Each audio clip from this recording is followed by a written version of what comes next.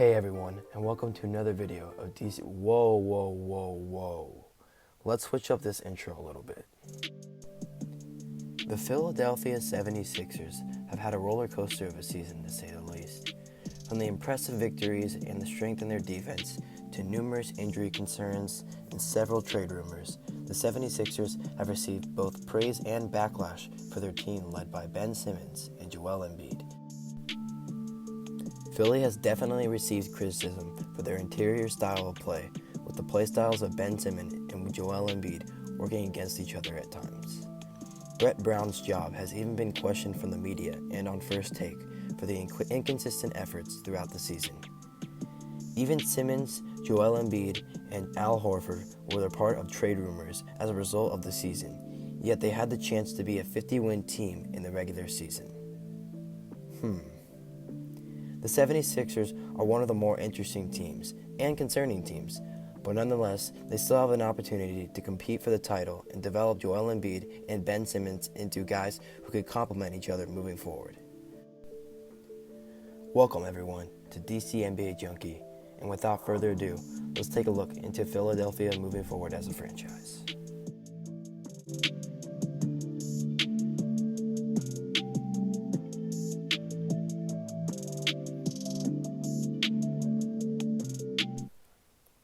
Let's begin with the Ben Simmons and Joel Embiid situation right now. Ben Simmons is a talented playmaker, a prolific passer, and a stellar defender at just 23 years old, with a 113 offensive rating and a average 105 defensive rating. Though Ben Simmons has improved drastically defensively over the years and has had one of his best defensive years this season. And he's improving impact-wise each year, with leading the league this year, 2.1 steals. And although he's not statistically improving throughout every year, it just kind of comes to show how he's been displaying great numbers since his rookie year in the 2016-2017 season, and also has 24 win shares in his 4 years. The thing about Ben Simmons is many people tend to look at the negatives, whether that might be his lack of jump shooting, maybe his inconsistencies defensively, and those are the parts that I don't really enjoy when I'm reviewing Ben Simmons, because you have to also look at the positives too. What makes Ben Simmons such a great player and why it might not be working with Joel Embiid at the moment. Ben Simmons, like I said before, is a great playmaker. He's one of the best in the league, can pass at a rate that not many can, and he defends at a great level. So you have to think about although there's negatives, you have to think about the positives as well. But can we take a minute here just to appreciate this moment though? Simmons, yes! He did it! Ben Simmons, hold me back, fan! Maybe now they'll finally leave him alone after that. He hits the... Now in terms of Joel Embiid, he's a great inside and outside scorer, and not only that, a solid rim protector at 7 feet tall. So when he's on the court, he is a top-notch basketball player, one of the probably top 10 in the league.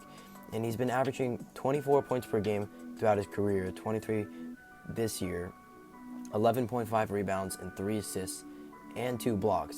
So that just kind of shows you how well he can play offensively, defensively, inside and outside, and a playmaker too. He's a very versatile player at 7 feet tall and only 25 years old as well. However, Joel Embiid did sit out his first 2 years in the league. Playing 6 seasons, but this is only his 4th year so far, with an 114 offensive rating and a 104 defensive rating. So very similar to Ben Simmons in both offensively and defensively. He's averaging a 35% three-point percentage, which is pretty impressive for a big man like him, and a 47% field goal percentage and an 81% for the free throw line. So his shooting splits are really amazing for a 7 feet tall guy. Although the one thing in his game that we have to consider is he's very injury prone, only playing 202 games in 6 years, though he is one of the top centers in the league. I mean, I would say you could argue Nikola Jokic is ahead of him, but after Nikola Jokic, if you make that argument, it would be Joel Embiid. He's a top 2 center in the league for sure. And a little interesting thing to think about is that Ben Simmons has played more in his career in just 4 seasons, including the year that he didn't play, than Joel Embiid has played in the 6 years he's been in the league, but has only played 4 years.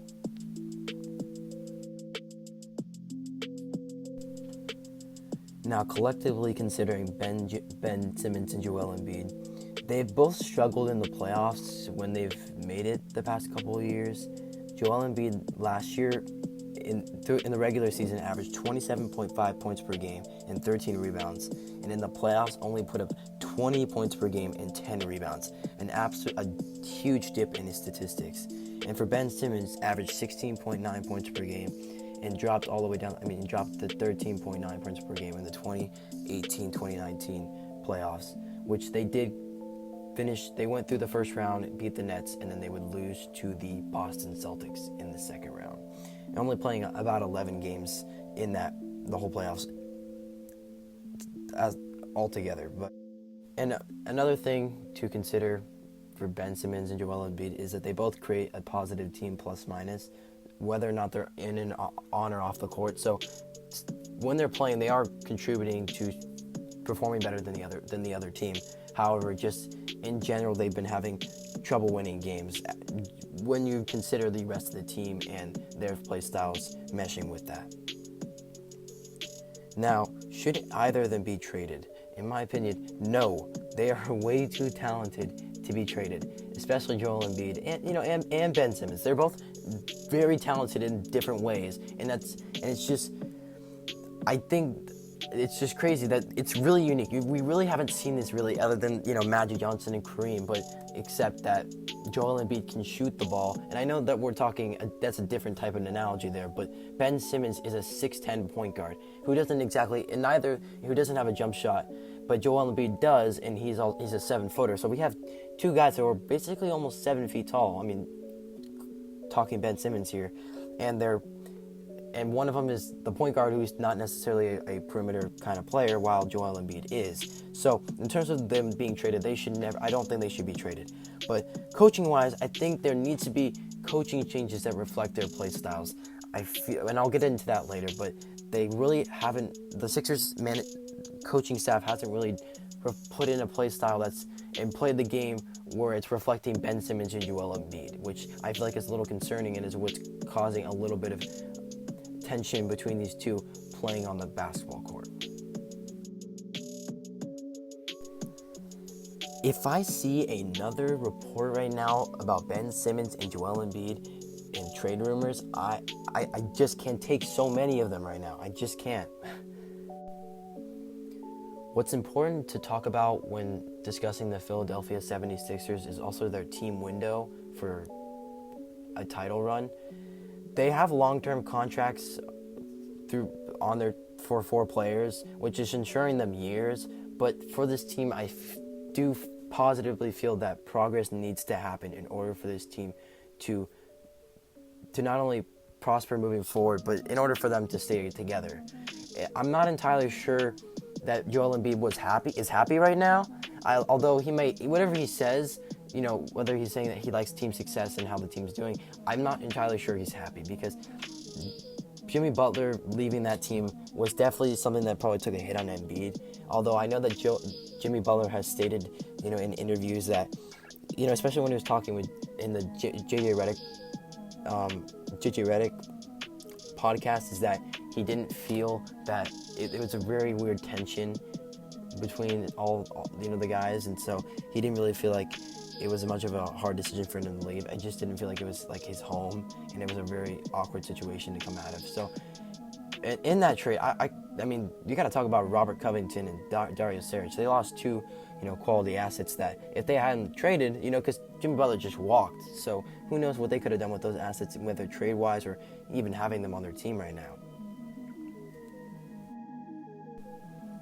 But altogether, in their team window, this team needs to show promise, either in these playoffs or next season, because otherwise it might create a situation where you have one of your best players looking for a trade request or wanting out, because they're young right now, and I think if they're looking long term and they're thinking that it's not working right now and it doesn't look like the coaching management's changing or they're going to change anything about the players because their cap space is already tight as it is, then they're going to want out. So it's definitely one of those things where I know that this team needs to see better success than they've had seen in recent years. Although they are a 50-win team, which is already crazy to say that. Yeah, like I said before, they're a 50-win team, and we're talking about issues with the team because there are some, and that's why they're not winning.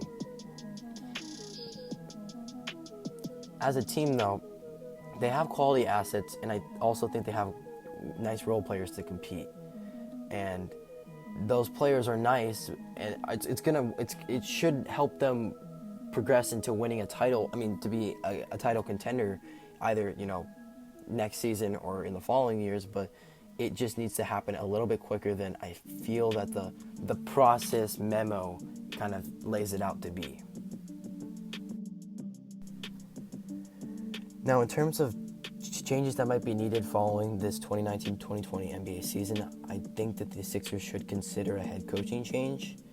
Brett Brown was an assistant for the Spurs 9 years before his head coaching job began in the 2013-2014 season, and I feel like he's a defensive coach, and I feel like he's using a lot of his coaching style reflecting off of Popovich, but and just the Spurs in general. But I think that a winning coach must have a overall style to win a game and to win, and being able to manage egos and be a good in-game decision maker. And I feel that Brett Brown kind of struggles in all these three fields in some capacities.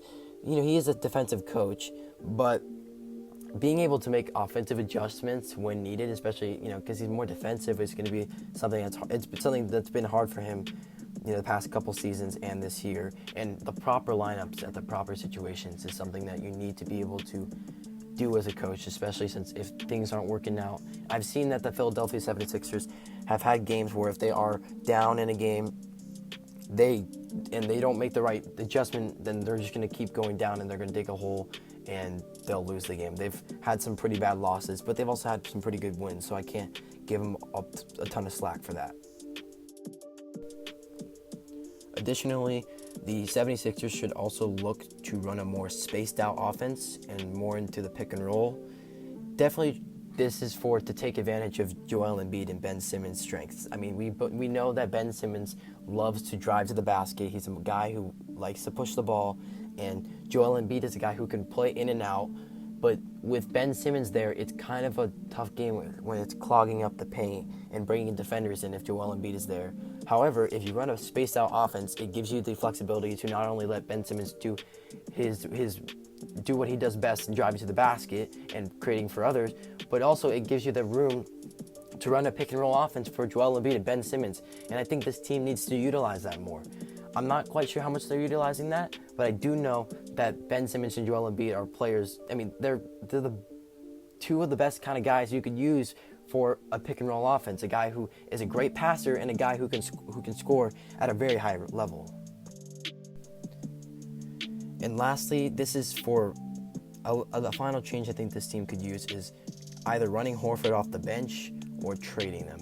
But unfortunately, handing him a 4-year contract that was basically almost like a max, I think, for like $28 million and it only increases, was a pretty questionable contract at that time. I feel like he's a great player on the he was a great player on the Celtics, but Embiid and Horford in the lineup and starting lineup at the same time just kind of creates spacing issues, and not only if it impacts Embiid trying to work in the post and play his game there, but it also affects Ben Simmons, who also thrives inside offensively, and it kind of creates deficiencies when trying to run a pick and roll. I do want to acknowledge you can run big man lineups with Al Horford and Joel Embiid, and you can run big lineups which are good in some situations, but that's when this in-game adjustments are for. Being able to know when maybe Horford shouldn't be in the game right now with Embiid, especially if you're running a faster team who's a perimeter centric or space and pace and is killing you from the 3-point line. So that's one of the things I think that the 76ers need to think about. However, I know that Al Horford has got a big contract, so that's why trading him could also be an option. But although he statistically hasn't been disappointing, but just as a guy on this team, he looks like it would be more impactful off the bench, especially since you could run Matisse Thybulle in the starting lineup. overall, the 76ers are one of the more interesting teams and also criticized for their unique talent and inconsistencies that kind of are a reflection of their injury reports through, Ben Simmons, Joel Embiid, and, throughout all their players throughout this season and previous years. I think that the Sixers can get things together, but their playoff success will be strictly determined off their health, which I've heard is to be good. So there's that and the desire to win. And that's number one for sure. But seriously though, if I see another report about Ben Simmons or Joel Embiid in the trade talks, if there's no need for it, I'm going to question the credibility of whoever writes or speaks about that topic. I mean it. But with that being said, that will be the end of today's video. Feel free to like, comment, subscribe, and I'm out.